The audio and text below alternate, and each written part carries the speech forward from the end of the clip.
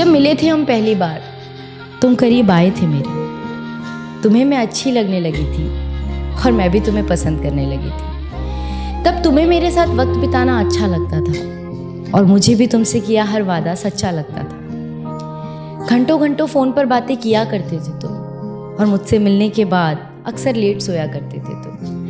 हर बात पर तुम मेरे लिए केयर दिखाते थे। रूठ जाऊं मैं कभी तो तुम झट से मनाते थे। 25 से 30 किलोमीटर तक रोज मुझसे मिलने आया करते थे और उसके बाद मुझे घुमाने भी ले जाया करते थे। तो क्यों आज साथ होकर भी हम साथ नहीं, और क्यों इस रिश्ते में अब पहले जैसी कोई बात नहीं? क्यों हमारे वो पहले जैसे हालात नहीं, और क्यों आज मेरे हाथों में तेरा हाथ नहीं? एक छत के नीचे रहकर भी तू अजनबी बन गया है। पता नहीं तू अचानक इतना क्यों बदल गया है। ऐसा नहीं कि मैंने तुम्हें समझाने की कोशिश नहीं की, पर कभी तुमने ही ये रिश्ता बचाने की कोशिश नहीं की। एक अरसे से जिंदगी को ऐसे ही एडजस्ट कर रही थी और जो हो रहा था मेरे साथ उसे बेमन से एक्सेप्ट कर रही थी, और तू मेरी इसी बात का फायदा उठा रहा था। मैं दिल लगा रही थी, तू दिमाग चला रहा था। पर कब तक इन रिश्तों को घसीटा जाए? जहाँ चलना भी हो मुश्किल, वहाँ भला कैसे दौड़ा जाए?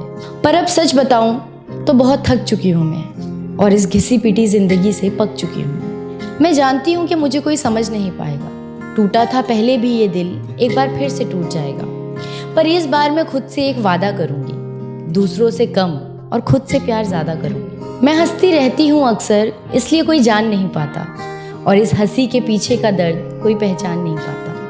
अब किसी को इतना पास नहीं लाऊंगी मैं, अब किसी को इतना पास नहीं लाऊंगी मैं, और किसी को इतना खास नहीं बनाऊंगी मैं। और ज़रूरी नहीं कि ज़बरदस्ती रिश्तों को निभाया जाए, झूठी मुस्कुराहटों से बेमतलब सबको हंसाया जाए।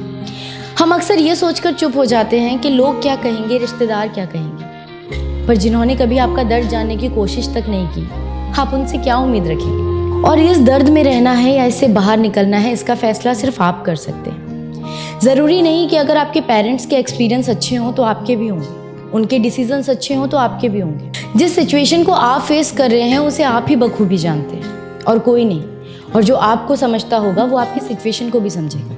और शायद हमारा सफ़र यहीं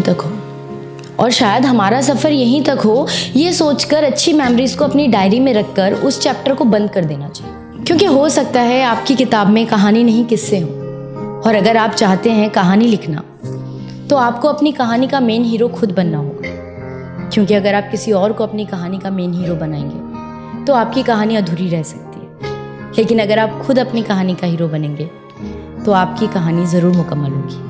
शुक्रिया।